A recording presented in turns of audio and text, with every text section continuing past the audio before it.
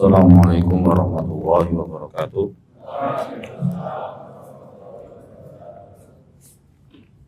Alhamdulillahilladzi arsala rasulahu bil huda wa dinil haqq liyudhhirahu 'ala ad-dini kullihi wa kafa billahi shahida. Asyhadu an la ilaha illallah wahdahu la syarika lah wa asyhadu anna Muhammadan abduhu wa rasuluhu la nabiyya ba'da. Allahumma shalli wa sallim wa barik ala Muhammad wa ala alihi wa sahbihi wa man tabi'ahum bi ihsanin ila yaumil qiyamah. Amma ba'du. Ikhwani fiddin, bapak-bapak, emas-emas, ibu-ibu, mbak-mbak yang mudah-mudahan senantiasa dirahmati oleh Allah Ta'ala. Tema kajian kita pada sore hari ini berkenaan dengan kunci-kunci meraih keberkahan rezeki. Dalam hidup kita ini kadang-kadang kita menemukan hal yang secara logika itu tidak masuk akal. Tidak masuk akal. Ada misalnya suami istri sama-sama kerja, gajinya besar-besar,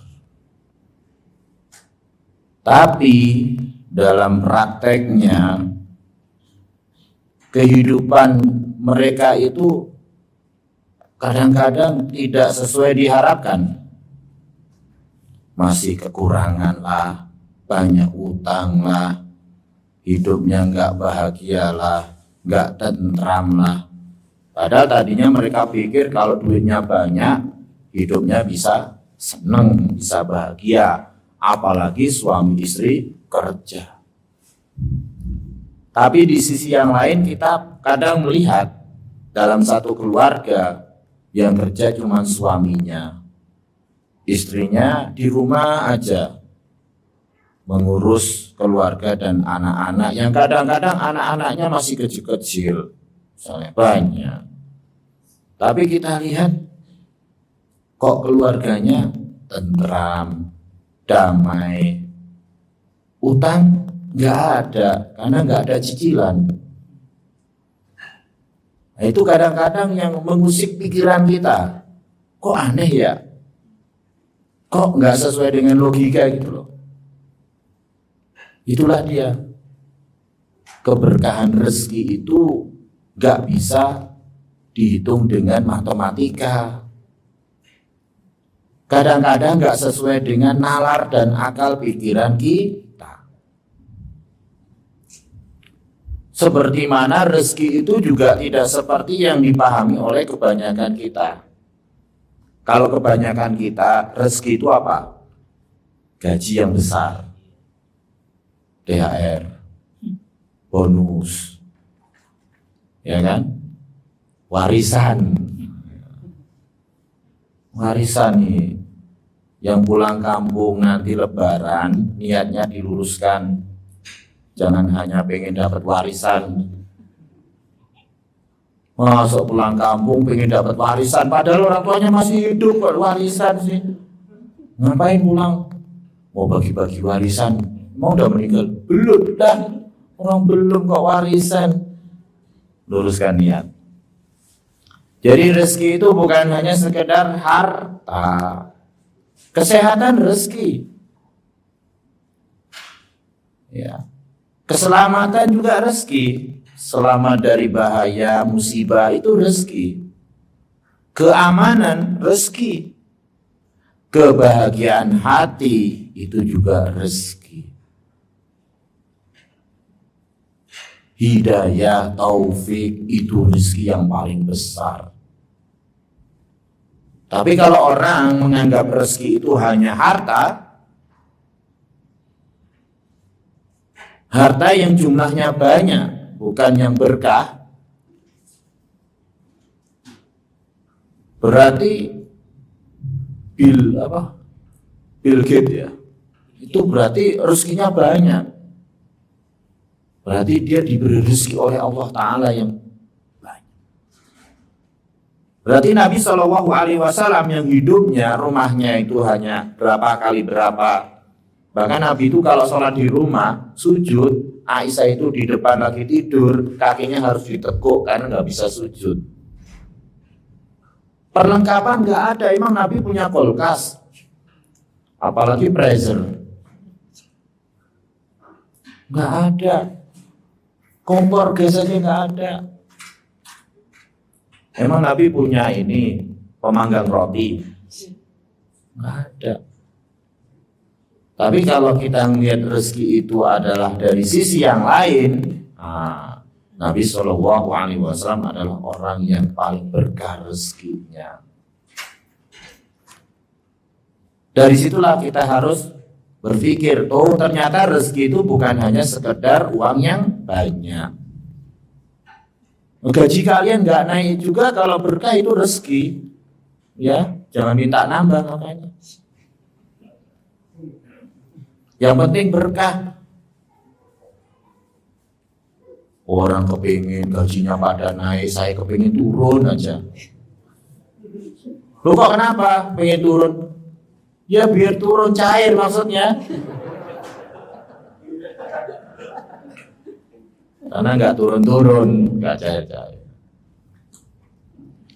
Jadi sekarang yang kita pikirkan bagaimana supaya kita itu diberikan rezeki dengan arti yang luas, bukan hanya sekedar harta. Demikian juga bagaimana kita berpikir supaya rezeki kita itu berkah. Berkah itu apa? Bukan jumlahnya yang besar, tidak selalu identik dengan jumlah yang besar, tapi mendatangkan kebahagiaan hidup, kebahagiaan hati. Ya, ketika suami dan istri komunikasinya lancar, itu berkah namanya. Tapi kalau suami istri komunikasinya nggak lancar, suaminya bilang A, istrinya jawab B, itu berarti kurang berkah. Karena berkah itu artinya apa? Kebaikan yang senantiasa bertambah, bukan cuma kebaikan yang senantiasa bertambah. Lalu bagaimana Islam mengajarkan kepada kita supaya kita ini bisa meraih keberkahan rezeki? Kalau orang umum, gimana supaya rezekinya berkah? Lu kerja terus. Kalau bisa lembur, lebaran nggak usah mudik, kerja lagi terus. Tapi ada beberapa hal yang bisa kita perhatikan di dalam Islam, yaitu bagaimana supaya kita mendapatkan rezeki yang berkah. Yang pertama dan utama supaya kita itu meraih rezeki yang berkah adalah dengan meningkatkan ketakwaan dan ketaatan kita kepada Allah Ta'ala. Jadi kalau kita ini bertakwa, kita semakin taat, yaitu mengerjakan perintah-perintah Allah Ta'ala dan menjauhi larangan-larangannya, rezeki kita itu semakin berkah. Dengan pengertian yang mudah, sholat nggak akan ngurangin rezeki. Nah, banyak orang itu meninggalkan sholat gara-gara takut rezekinya hilang. Salah. Loh, kenapa kamu pas sholat kok nggak sholat? Tetap aja buka toko, jualan, apalagi sholat Jumat. Wah, nanti kehilangan pelanggan. Nah, itu salah. Justru dengan mentaati Allah Ta'ala, rezeki kita bertambah. Dengan sholat, rezeki kita diberkahi. Allah Subhanahu wa Ta'ala berfirman di dalam surah Al-A'raf ayat 96. Walau anna ahlal qura amanu wattaqaw la fatahna 'alaihim barakatim minas sama'i wal ard walakin kadzabu fa akhadnahum bima kanu yaksibun. Walau anna ahlal qura amanu wattaqau. Seandainya penduduk negeri itu beriman dan bertakwa, la fatahna alaihim barakatin minas samai wal ard. Pasti kami akan bukakan untuk mereka barokat, bukan hanya satu keberkahan kata Allah, keberkahan-keberkahan. Bukan hanya dari bumi, dari langit dan bumi. Dari bumi mengeluarkan berkahnya, dari langit menurunkan berkahnya. Kalau apa? Beriman dan bertakwa. Walakin kadzabu, tetapi mereka itu mendustakan Allah, tidak mau taat, waktunya sholat gak sholat, masih aja dagang jualan, kerja gak mau ninggalin, takut kurang rezekinya. Fa'akhadnahum bima kanu yaksibun. Maka kami siksa mereka disebabkan apa yang mereka kerja. Setiap kerja itu pas waktu sholat dia izin sholat, izin sholat, izin sholat. Kakaknya marah. Kamu itu gimana sih kerja ya kerja? Kerja kok sembahyang terus. Emang Tuhan gak tahu kalau kita lagi repot? Katanya gitu. Tuh, karena dia pikirannya duniawi aja, materi. Emang Tuhan gak tahu kalau kita lagi repot? Jadi maksudnya kalau kita lagi repot jualan, kerja gini, sholatnya ntar dirapel aja 5 kali itu seharian. Jadi ntar malam sekalian 5 kali sholat. Jadi begitulah orang yang berpikir duniawi, materi. Tapi kalau kita yang berpikir akhirat, bahwa rezeki itu dari Allah, kerja itu hanya wasilah, sarana, sebab yang mencurahkan rezeki Allah Ta'ala, maka kita nggak khawatir kalau kita sholat kita kekurangan rezeki. Ya. Ada seorang ulama salaf dulu, Amr bin Qais. Amr bin Qais itu kalau udah masuk bulan Sya'ban udah nggak buka toko, tutup. Kenapa? Karena menyibukkan dengan membaca Al-Quran. Nah kalau kita, waduh, saya belum siap kayak gitu. Sya'ban mau masuk Ramadan, kalau bisa dibuka pintu toko lebar-lebar kayak surga kan gitu. Apalagi masuk Ramadan, kalau bisa nambah 1 toko lagi. Kenapa? Pasti banyak pembeli. Apalagi mau mendekati Lebaran. Bersinar tokonya. Kayak kemasukan Lailatul Qadar kan? Itu kita kan. Tapi kalau ulama dulu nggak begitu. Justru di bulan Sya'ban tutup toko. Kenapa? Sya'ban, Ramadan itu waktunya ibadah. Ya kita memang gak harus seperti itu. Tapi di sela-sela kesibukan kita bekerja, jangan lalai untuk beribadah. Karena ibadah itu sebab utama kita dapat keberkahan rezeki. Tapi jangan kemudian dibalik loh gini maksudnya. Biasanya nggak pernah ke masjid, nggak pernah sholat. Tiba-tiba kelihatan di masjid nangis-nangis, sholatnya khusyuk. Kenapa sih? Banyak utang, rezekinya seret. Oh gitu ya. Kalau rezekinya lagi seret, banyak utang, rajin ke masjid. Ntar kalau udah nggak seret lagi, udah nggak pernah ke masjid, itu salah. Ini kita luruskan cara berpikir kita. Bahkan diberi rezeki dari arah yang tidak disangka-sangka. Nah, itu keutamaan takwa.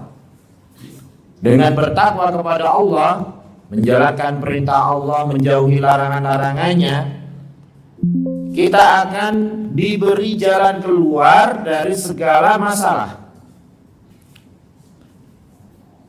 Orang itu kadang-kadang kalau dapat masalah kok nggak dapat jalan keluar karena dia nggak bertakwa kepada Allah. Tahu nggak Nabi Zakaria alaihissalam belum dikaruniai anak walaupun umurnya sudah sepuh sekali sampai 80-an tahun, tapi beliau nggak putus asa dalam berdoa.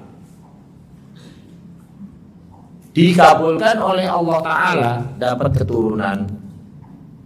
Beliau doanya, Rabbi la tadarni fardan wa anta khairul warithin. Ya Rabbu, jangan engkau biarkan aku sendiri tanpa keturunan, engkau adalah sebaik-baik yang mewarisi. Dikabulkan doanya.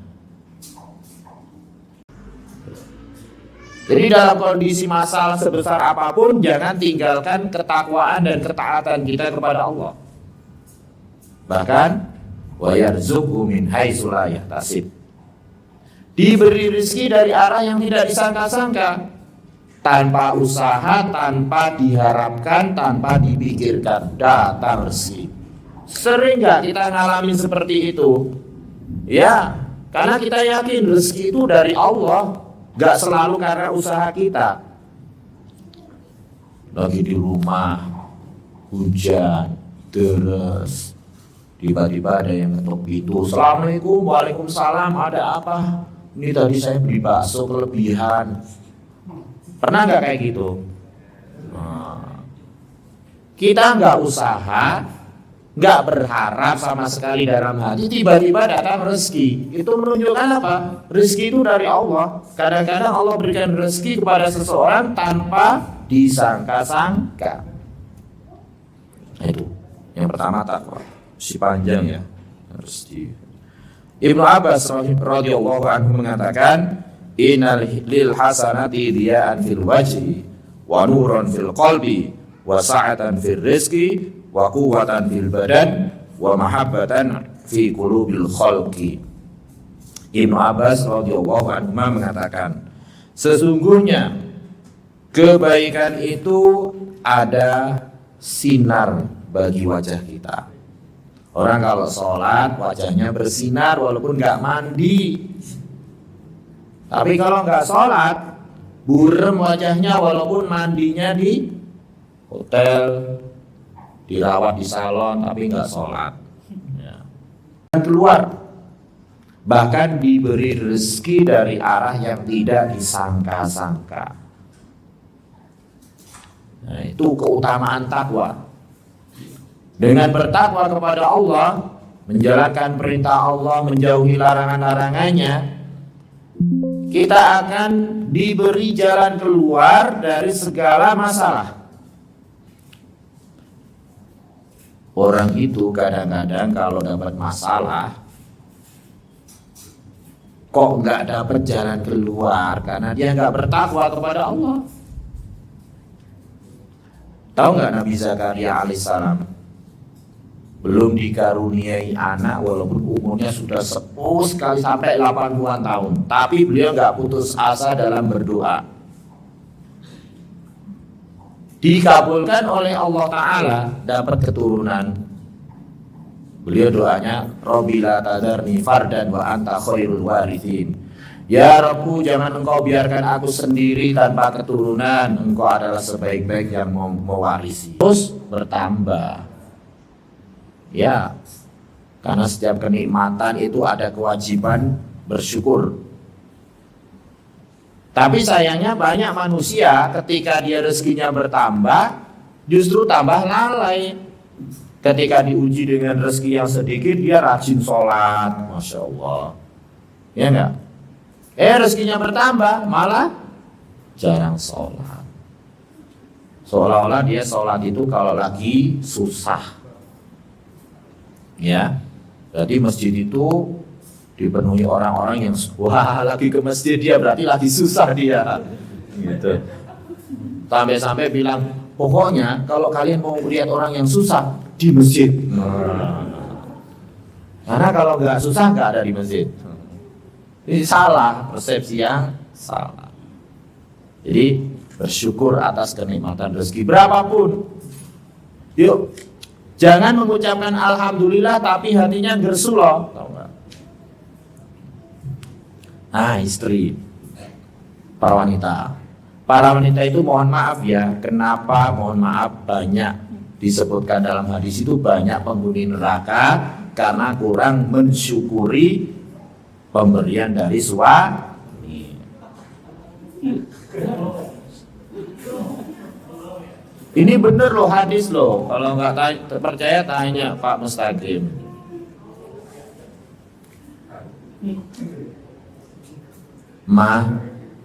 Nih nafkah saya bulan ini cuma segini. Alhamdulillah. Tapi hatinya cuma segini. Nggak bener. Jadi alhamdulillah itu dari hati juga. Alhamdulillah. Masa alhamdulillah hanya di mulut tapi hatinya gersuloh. Cuman segini. Nggak boleh. Bersyukur. Jadi kalau kita pinter-pinter bersyukur, lazidannakum, ditambah pasti oleh Allah Ta'ala. Alhamdulillah saya bersyukur istri saya satu. Bukan, maaf. Nggak denger kan istri saya? Nggak ada di sini. Jadi begitu bersyukur. Tapi kalau kita kufur, sesungguhnya siksaanku sangat pedih. Pandai-pandai bersyukur dengan rezeki yang Allah berikan. Supaya kita bersyukur, jangan lihat punya orang. Wala tamuddanna ainaika ila ma mata'na bihi azwajan minhum zahratal hayatid dunya linaftinahum fi. Jangan engkau menolehkan pandanganmu kepada kesenangan yang Allah berikan kepada mereka, karena kami ingin menguji mereka. Gajinya berapa dia? Kok lebih banyak dari saya? Jangan noleh punya orang lain. Wah, motornya baru, Vario. Saya masih motor butut lagi. Jangan noleh punya orang lain. Nanti timbul hasad, terus gak mensyukuri kenikmatan sendiri. Ya antum lihatnya yang di bawah dong. Alhamdulillah, saya masih dapat gaji. Dia ngasih gaji. Paham gak maksudnya? Kasihan Pak Doni ngasih gaji terus ke orang, antum masih dapat gaji. Alhamdulillah masih punya motor. Dia Pajero. Gitu sih. Jadi intinya jangan noleh kenikmatan orang. Kenapa? Karena kenikmatan orang itu ujian dari Allah. Kita juga diuji seperti itu. Makanya kita bersyukur.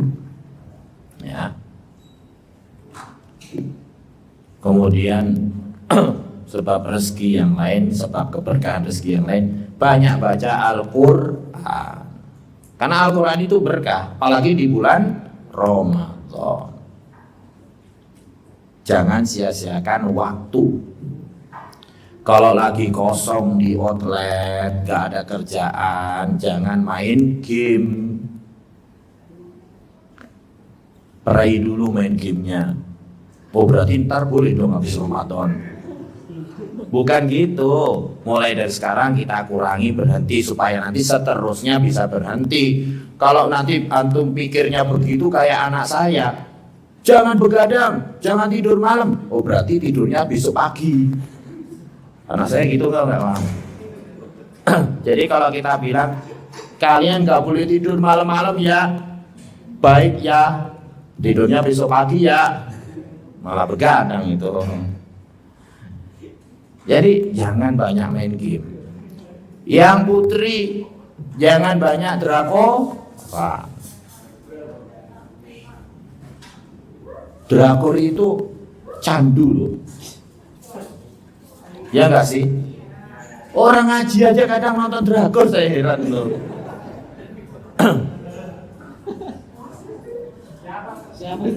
Hah? Enggak, bukan di sini.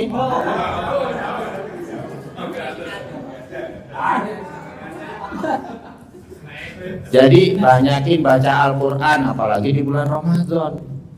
Al-Quran itu berkah, berkah dari segala sisi, semuanya keberkahan. Satu huruf aja pahalanya 10 kali lipat. Orang yang baca Quran itu dia berarti berharap perniagaan yang tidak pernah rugi. Yarjuna tijaratan lan tabur. Perniagaan yang gak pernah rugi. Jadi kalau ada waktu yang luang, kosong, banyakin baca Quran. Ya. Allah Subhanahu wa taala berfirman di dalam surah Shad ayat 29, Kitabun anzalnahu mubarakun. Kitab yang kami turunkan yaitu penuh dengan keberkahan. Lihat baru ayatihi wal yatadzakkaru ulul albab. Supaya mereka itu mentadaburi ayat-ayatnya dan supaya orang mengambil pelajaran dari Al-Quran. Jadi mubarakun, berkah dari segala sisi. Orang kalau mempelajari Al-Quran, berkah hidupnya, apalagi menghafal Al-Quran. Emang ada orang hafal Quran mati kelaparan? Enggak kan? Berkah. Ya. Kenapa? Karena dia sudah memegang kunci keberkahan dari segala sisi. Keberkahan ilmu, keberkahan hidup, termasuk keberkahan rezeki.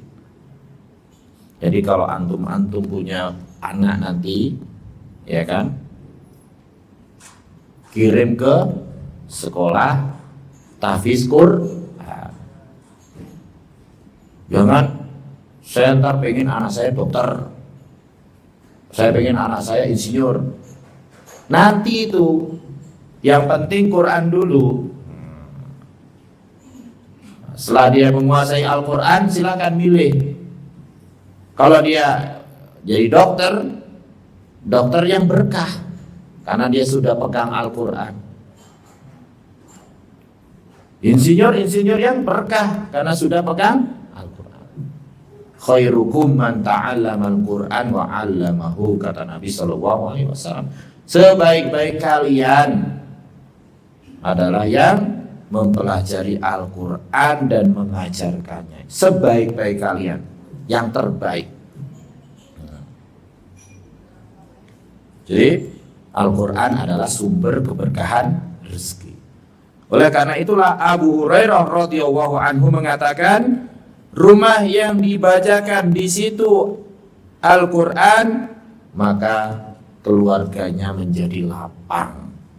Walaupun rumahnya hanya 20 kali 20, tapi lapang. Oh, itu kegedean ya.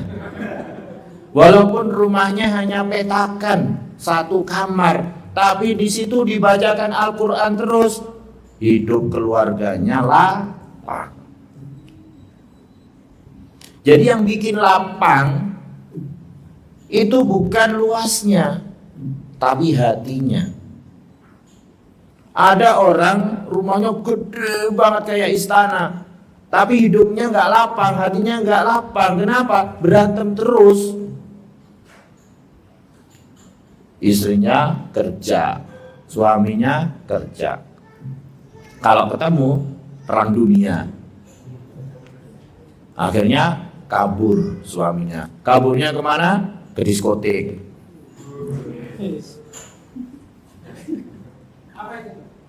Hah? Diskotik nggak tahu? Orang beriman itu kalau lagi berantem sama istri, larinya ke masjid. Seperti Ali radhiyallahu anhu lagi berantem sama Fatimah, dicari sama Nabi Shallallahu Alaihi Wasallam kemana? Ke masjid. Jadi kalau lagi ngambek ke masjid, nanti mbak-mbak kalau suaminya lagi ngambek nyarinya di masjid ya, pasti ada. Oh, jangan berpikir kalau orang sering ke masjid lagi ngambek nanti salah paham lagi, itu namanya. Itu berarti yang di masjid pada ngambek gitu sama istrinya gitu nanti. Antum bagaimana sih?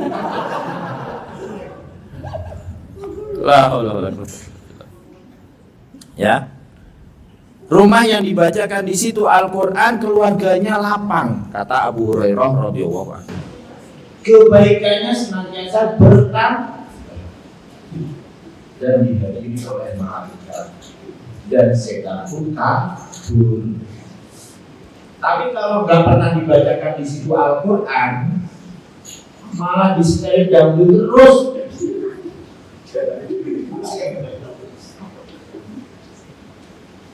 Intinya dari sana. Urusan kok sempit, itu senang yang sementara. Habis dagungnya mati, sedih lagi ketutan. Pada ketawa, emang kalian banyak utang ya? Hah? Ada musik. Oh, Tapi itu dulu Ustaz. nggak ada? Dulu ya. Dulu, alhamdulillah. Ya. Jadi kalau nggak pernah dibacain Quran, jadi tempat tinggal setan. Dan setan itu senangnya apa? Mengadu domba, memecah belah suami dan istri, keluarga. Berarti kalau sering berantem di rumah, mungkin rumah kita itu nggak dibacain Al-Quran, jarang baca Quran, nggak pernah sholat sunnah di rumah. Ya. Kemudian berikutnya termasuk sebab keberkahan rezeki adalah jujur di dalam bekerja, muamalah. Kita ini bukan karena manusia, tapi diawasi oleh Allah Ta'ala. Ya. Kalau hanya karena jujur karena diawasi manusia, manusia itu nggak bisa 24 jam ngawasin. CCTV aja kadang rusak. Tapi kalau kita merasa diawasi oleh Allah Ta'ala, wah, kita nggak bisa bebas. Kita selalu jujur dan amanah di dalam bekerja. Walaupun orang jujur itu kadang dapatnya dikit. Kalau curang dapatnya banyak. Tapi yang dapatnya dikit ini berkah. Yang dapatnya banyak enggak. Ya. Ada aja masalah. Ada aja masalah. Rasulullah Shallallahu Alaihi Wasallam bersabda, al-bayyani bil khiyar ma lam yatafarraqa. Penjual dan pembeli itu punya pilihan selagi mereka belum berpisah. Wa in shadaqa wa bayyana burika lahuma fi bainihima. Kalau mereka jujur menjelaskan cacat dagangannya, maka akan diberkahi jual beli mereka. Penjual jujur, mungkin dipikir, wah, untuk saya berkurang kalau jujur, tapi berkah. Tapi kalau dia nggak jujur, wa in kadzaba wa katama muhiqat barakatu baitihima, kata Nabi sallallahu alaihi wasallam. Tapi kalau mereka itu diam, bohong, akan diangkat keberkahan jual beli mereka. Nah, kita ini kadang-kadang jual beli itu bohong. Bapak tahu nggak rumah ini pernah ditawar Mike Tyson? Padahal bohong banget, mana ada Mike Tyson sampai nawar. Gara-gara pengen harganya naik, nggak boleh itu, bohong. Bapak tahu nggak HP ini nggak pernah jatuh sekali. Maksudnya jatuhnya sering. Itu juga nggak boleh. Tahu nggak? Mohon maaf ya. Saya kurang setuju kalau model-model jualan yang kayak di pinggir jalan buah-buahan. Sekilo 20.000. Pak, beli Pak. Yang ini Pak, yang busuk. Orang udah minggir, masa nggak jadi beli kan? Biasanya males, malu kan? Nggak beli juga deh, nggak apa-apa. Itu nggak boleh itu. Tapi kan nggak bohong, memang ada yang 20.000. Iya, tapi kan orang taunya yang banyak, bukan yang sedikit yang busuk. cara-cara seperti itu juga bohong, nggak boleh. Menghilangkan keberkahan. Jadi dalam bekerja, muamalah, jual beli, kunci keberkahan itu jujur. Ya, kalau orang jujur, seneng kan orang bermuamalah, wah pedagang ini jujur, dibeli terus. Tapi kalau dia nggak jujur, walaupun dia harganya murah, orang sekali dibohongin, nggak mau lagi balik. Itu kan secara logika gitu kan. Untungnya banyak di awal, tapi habis itu nggak ada yang beli, kan dibohongin. Ya. Jadi kalian harus jujur dalam bermuamalah, ya, jual beli, dalam bekerja harus amanah dan jujur. Kemudian di antara bentuk keberkahan rezeki itu adalah dalam mencari rezeki itu ya pagi-pagi. Jangan bangunnya kesiangan, gak sholat subuh, gak langsung buru-buru berangkat, ngopi dulu sama main game. Kalau orang kita bilang kesiangan, rezekinya dipatok ayam. Tapi memang keberkahan rezeki itu di awal-awal pagi. Makanya Nabi SAW mendoakan sahabat, Allahumma barik li ummati fi bukuriha. Mendoakan umatnya, Allahumma barik li ummati fi bukuriha. Ya Allah, berkahilah untuk umatku di waktu pagi-paginya. Di waktu pagi-paginya. Tukang tambal ban, kalau dia habis subuh langsung buka, biasanya dapat banyak, ya enggak? Karena malamnya udah masang paku banyak. Jangan ditiru masang pakunya. Tapi minimal orang mau kerja pagi-pagi kan, minimal nambah angin kan, lumayan 2.000. Coba kalau tukang tambal ban bukanya jam 9, orang udah pada berangkat ke kantor, ya enggak? Paling sisa-sisanya ibu-ibu yang nganterin sekolah anak, yang macet-macet berangkat kantor itu udah pada pergi. Berarti gimana caranya? Pagi-pagi. Berarti nggak sholat? Nggak. Bangun, sholat subuh. Kalau bisa rakaat al-fajr, itu lebih baik daripada dunia seisinya. Sebanyak apapun duit yang kita dapatkan, kalau nggak rakaat al-fajr, sayang. Habis itu zikir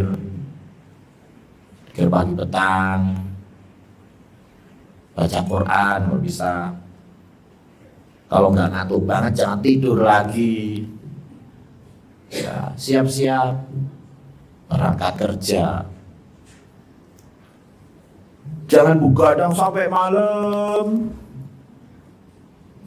Bangunnya siang, sholat subuh enggak. Habis bangun enggak langsung sholat, tapi ngopi dulu. Baru berangkat kerja jam 9, baru buka toko. Nah, itu hilang keberkahannya. Allahumma barik li ummati fi bukuriha. Ya Allah, berkahilah untuk umatku di waktu pagi-paginya. Ya, alhamdulillah kalau di sini saya yakin pasti on time, ya kan? Karena memang kalau nggak di SP kan. Jadi takutnya di SP. Enggak lah. Kemudian berikutnya, di antara sebab keberkahan rezeki adalah tawakal kepada Allah. Nah, jadi usaha kita ini hanya wasilah, kerjaan kita ini hanya wasilah. Hati kita harus disandarkan, digantungkan kepada Allah Ta'ala. Meyakini bahwa kalau bukan karena Allah, kita nggak dapat rezeki. Jadi jangan bergantung kepada pekerjaan. Salah. Orang kalau bergantung pada pekerjaan, dipecat dari pekerjaannya, stres. Tapi kalau orang bergantung kepada Allah Ta'ala, dipecat dari pekerjaannya, masih ada Allah yang Maha Pemberi rezeki, ya tenang. Bisa saja satu pintu rezeki tertutup, pintu-pintu rezeki yang lain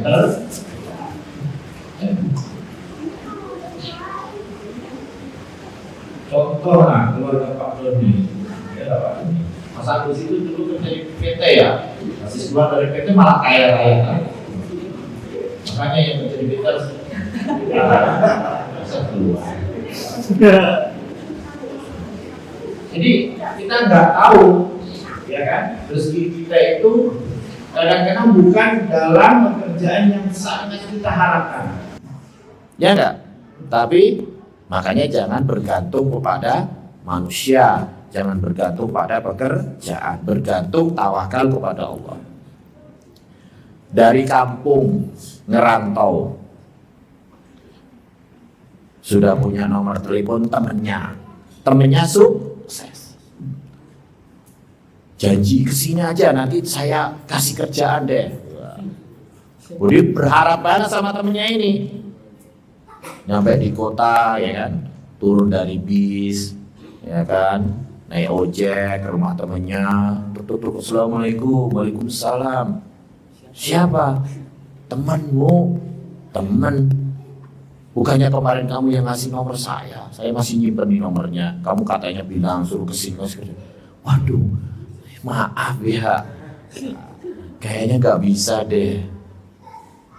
Itu karena bergantung kepada manusia. Pergi dia, bingung, ke masjid sholat. Kayak sinetron aja ini, sinetron Al-Hidayah. Masuk masjid sholat, ketemu orang. Anak dari mana? Dari kampung gini-gini. Oh, ngapain nyari kerjaan? Akhirnya ditolong sama orang itu, Mak. Ini kadang-kadang kita ini bergantung, berharap kepada sesuatu selain Allah, malah enggak tercapai, terwujud. Makanya rugi. Bergantung, bertawakal hanya kepada Allah Ta'ala. Lau annakum tatawakkaluna 'ala Allahi haqqa tawakkuli la razaqakum kama ruziqat thair taghdu khimasan wa taruhu bitona. Dalam hadis, seandainya kalian itu benar-benar tawakal kepada Allah Ta'ala, benar-benar tawakal dalam artian hati kita ini hanya bersandar kepada Allah, bergantung kepada Allah, hanya Allah yang memberi rezeki, bukan manusia, bukan pekerjaan saya, maka akan diberikan rezeki oleh Allah seperti mana burung dikasih rezeki. Keluar pagi perutnya kosong, sore-sore pulang perutnya penuh. Burung sekolahnya di SMK mana? Burung kuliah enggak? Enggak. Burung punya akal enggak? Enggak. Burung keluar bawa keranjang enggak? Emang burung keluar bawa keranjang? Sekalian deh buat besok-besok. Enggak lah, dia keluar ya untuk nyari yang hari itu, karena dia yakin Allah pasti kasih rezeki. Keluar perutnya kosong, tawakal kepada Allah. Keluar ikhtiar kan, berarti kan usaha. Pulang-pulang perutnya penuh. Nah, itu tawakalnya burung. Kalau burung aja yang gak punya akal yakin kepada Allah, masa kita manusia gak yakin kepada Allah? Kadang-kadang kita yakin itu kepada manusia lebih daripada yakin kita kepada Allah Ta'ala, ya gak? Udah kamu kesini saya kasih kerjaan, yakin kepada manusia. Tapi kenapa kita gak seyakin itu kepada Allah Ta'ala? Nah, jadi tawakal kepada Allah. Tawakal itu bukan berarti gak mau usaha, tapi juga usaha. Tapi ketika kita usaha, hati kita jangan digantungkan pada usaha tadi, gantungkan kepada Allah. Karena usaha itu bisa saja berhasil, bisa saja enggak. Oleh karena itu usaha itu juga nggak boleh terlalu berlebih-lebihan. Loh kenapa? Karena khawatir tawakal kita kepada Allah berkurang. Usaha berlebih-lebihan, contoh kerja siang malam, lembur terus, hari libur untuk keluarga tetap kerja, tanggal merah tetap kerja, lebaran tetap kerja, gak ada waktu untuk keluarganya, untuk dirinya, untuk menuntut ilmu. Berarti dia terlalu berlebihan di dalam bekerja, berusaha. Seolah-olah kalau dia kerja begini dapat segini, kalau tambah begini dapat segini. Itu salah. Ujung-ujungnya malah kadang sakit. Ya enggak sih? Keluar duit lebih banyak.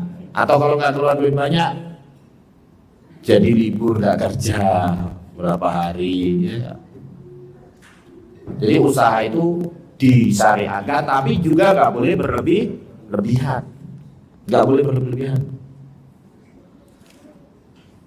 Keluar bawa motor ke Alfamart, udah dikunci,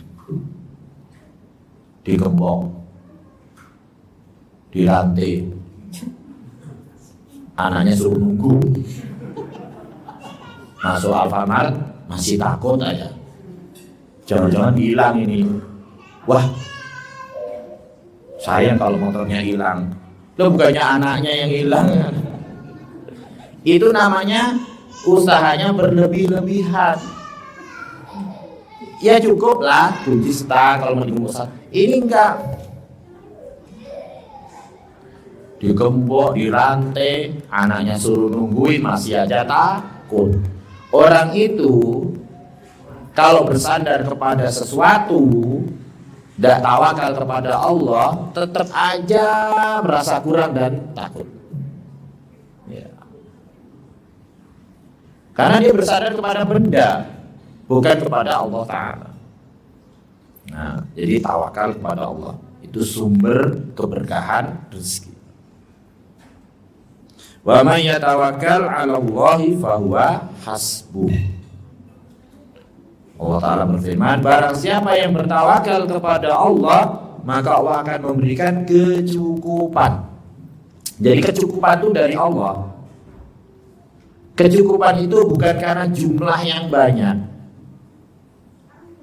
Kecukupan itu adalah keberkahan, dan yang memberikan Allah Ta'ala.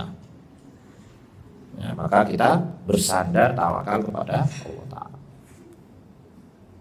Kemudian berikutnya termasuk keberkahan rezeki adalah kita berusaha mencari rezeki yang halal. Setelah dapat rezeki yang halal, kita tunaikan kewajiban kita. Kalau yang hartanya mencapai nisab 1 haul, mengeluarkan zakatnya. Kalau yang enggak, minimal berusaha untuk bersedekah. Ya, kenapa? Karena rezeki yang kita dapatkan ini bisa jadi tercampur dengan yang syubhat. Kalau enggak yang haram ya, maka dibersihkan dulu dengan cara disedekahkan. Karena sedekah, zakat itu diantara fungsinya untuk membersihkan harta kita. Dulu sahabat Salman Al-Farisi radhiyallahu anhu itu pendapatannya satu hari 3 dirham. 1 dirham dibuat untuk beli bahan baku buat keranjang. Beliau kan jualan keranjang. 1 dirhamnya untuk keluarganya, 1 dirhamnya untuk sedekah. Jadi sedekah itu kalau bisa, jangan kalau sisa. Kita kan umumnya gitu kan, tar saya mau dapat duit banyak nih, saya mau beli ini. Kalau sisa saya mau sedekah. Kalau sisa, biasanya sih nggak sisa. Sedekah itu harus diniatkan di awal supaya harta kita itu bersih. Kalau harta kita bersih, tambah berkah. tambah berkah. Dulu di dalam Quran disebutkan ya, yaitu surah Al-Qalam ayat 17-22. Inna balawnahum kama balawna ashabal jannah. Sesungguhnya kami uji mereka sebagaimana kami uji pemilik kebun. Ceritanya dulu ada orang punya kebun. Ayahnya ini setiap panen pasti disisihkan sebagian untuk sedekah kepada fakir miskin dan anak yatim. Terus meninggal, diganti oleh anaknya. Tapi anaknya gak mau berpikir seperti itu, sayang dong disedekahkan. Ya udah, ternyata diuji oleh Allah Ta'ala. Wala yastasnun, mereka tidak menyisihkan sebagiannya untuk fakir miskin dan anaknya. Fatafa 'alaiha ta'ifu min rabbika wa hum na'imun. Malam-malam mereka tidur, ada bencana datang dari langit. Nah, apa yang terjadi? Tanamannya hangus, hancur, terbang. Gara-gara apa? Tidak mengikuti kebiasaan orang tuanya dulu. Di desa saya, tahu nggak Delanggu? Pasti nggak tahu. Jauh dari Paris. Itu kan beras terkenal ya, sawah. Pada waktu itu banyak yang gagal panen. Ada satu bapak ini tetap panen, Masya Allah. Ditanya, apa rahasianya Pak kok yang lain pada gagal panen karena hama? Saya itu biasanya setiap panen langsung saya sisihkan dulu buat anak yatim fakir miskin. Jadi bukan nunggu kalau ada sisanya. Nah itu. Wa fi amwalihim hakun maklum, dalam harta mereka itu ada hak yang telah ditentukan. Lisa'ili wal mahrum, bagi orang yang meminta dan orang yang tidak punya harta. Dalam harta kita sebenarnya ada hak mereka. Jadi kalaupun nggak nyampe nisab, sedekah untuk membersihkan harta. Ternyata sebab itulah harta dia diselamatkan oleh Allah Ta'ala. Diselamatkan oleh Allah Ta'ala. Jadi kita menunaikan hak harta kita.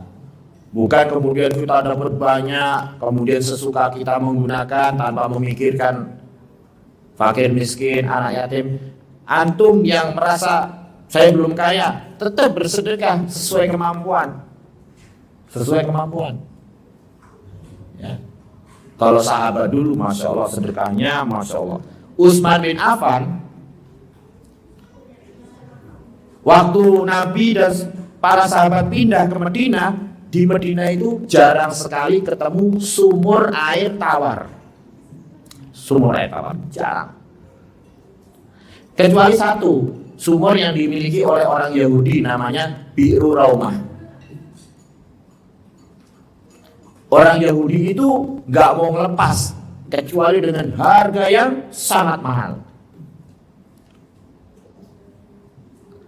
Oke lah, akhirnya dibeli awalnya oleh Utsman dengan harga 20.000 dirham, kira-kira 1 M lah sumur. Tapi belinya cuma setengah kata orang Yahudi. Artinya dijadwal, kamu boleh pakai terserah kamu 1 hari. 1 harinya punya milik orang Yahudi. Dia mau jual soalnya airnya itu. Pas gilirannya Utsman disilahkan. Siapa yang mau ngambil banyak-banyak silahkan. Akhirnya orang Yahudi itu pas giliran dia nggak laku lah. Ya milihnya gratis. Akhirnya bingung, ya udah dijual sekalian aja setengahnya sama Utsman. Sampai-sampai orang Yahudi juga ikut memanfaatkan sumur itu gratis. Dan sumur itu masih ada sekarang, disebut sumur Utsman radhiyallahu anhu. Sampai sekarang, coba bayangkan pahalanya, wakaf sumur. Jadi itulah. Kemudian sebab keberkahan rezeki yang lain apa? Harus pandai-pandai mengatur keuangan. Al-Quran menjelaskan kulu wasrobu wala tusrifu. Makan minumlah kalian jangan berlebih-lebihan. Menggunakan harta jangan berlebih-lebihan. Jangan berlebih-lebihan. Wala tubadir tabdhira, jangan mubadir, membuang-buang harta. Apa bedanya berlebih-lebihan dengan mubadir? Mubadir itu gini, beli tas harganya 250.000, tapi tasnya 100. Dia bukan pedagang. Ya masa mau keluar dipakai semuanya tas gini, kan nggak mungkin. Direteng 100 tas. Berarti itu apa? Mubadir. Karena orang biasanya keluar cukup bawa tas 1. Kalau mau buat ganti, di rumah bisa ada 1 atau 2 ya nggak sampai 100 lah. Ibu-ibu nih kadang-kadang nih sepatunya sampai 1 lemari, tasnya 1 lemari. Itu mubadir, israf, berlebih-lebihan. Nah, beli tasnya 1 cuma 250 juta. Mereknya apa? Hermes. Itu namanya berlebih-lebihan. Masa ya sampai harus harga 250 juta atau 500 juta. Nah itu namanya israf. Kita dilarang israf, mubadir. Dalam menggunakan harta, iya, sesuai kemampuan. Nah, jadi jangan beli apa yang kita pengenin, tapi yang kita butuhin. Umar radhiyallahu anhu pernah ngeliat Jabir bawa plastik. Apa itu? Daging. Saya tadi kepengen beli daging, saya ke pasar. Apakah kamu membeli setiap yang kamu pengen? Disindir oleh Umar. Apakah kamu membeli setiap yang kamu pengen? Harusnya beli itu setiap yang kita butuhkan. Nasihat buat ibu-ibu juga. Kadang-kadang ibu-ibu gitu, beli-beli apa-apa karena kepengen. Ngapain beli ini kan nggak penting. Buat punya-punya. Jadi kalau ditanya temannya, biar kamu punya ini, punya. Kamu punya ini nggak? Ya punya. Punya ini nggak? Jelas. Iya kan? Enggak di sini. Ya, umumnya kan gitu kan. Nah, jadi belilah yang penting. Itu pun juga nggak memberatkan. Masa baru kepala outlet sudah mau beli Pajero? Tenornya 10 tahun lagi. Sayang, memberatkan. Ya nggak sih? Hati antum nggak tenang kalau dikejar-kejar utang. Jadi mengatur keuangan dengan baik. Lah kemarin pas pandemi orang gaji 20 juta aja melarat gara-gara apa? Gajinya kurang, tinggal berapa? 10 juta. Cicilan ini, cicilan ini. 10 juta kok melarat, cicilannya banyak. Jadi pinter-pinter ngatur keuangan. Belilah yang penting. Terus satu lagi yang terakhir yang penting. Sumber keberkahan rezeki itu apa? Kalau makan jangan disisain. Kemarin saya ngeliat ayam bakar ngambil sepotong, daging kambingnya banyak nggak dihabisin. Yang lain kasihan, orang miskin kasihan, nggak dihabisin. Tahu nggak keberkahan makanan itu ada di akhirnya. Makanya Nabi SAW melarang kita makan itu dari tengah. Kenapa? Biar keberkahan yang turun dari langit ke makanan di tengah itu menyebar ke pinggir-pinggir. Kalau kita makan di tengahnya nggak ada berkah, berarti donat itu nggak berkah ya? Bukan gitu maksudnya. Jangan menggunakan logika. Makanan yang tidak berkah di muka bumi adalah donat. Jangan gitu.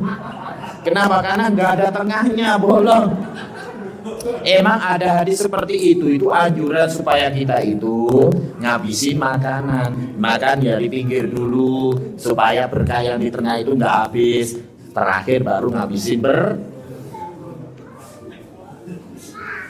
Paham? Nah, waktunya sudah habis. Itu saja yang mungkin bisa saya sampaikan, mudah-mudahan bermanfaat, kurang lebihnya mohon maaf.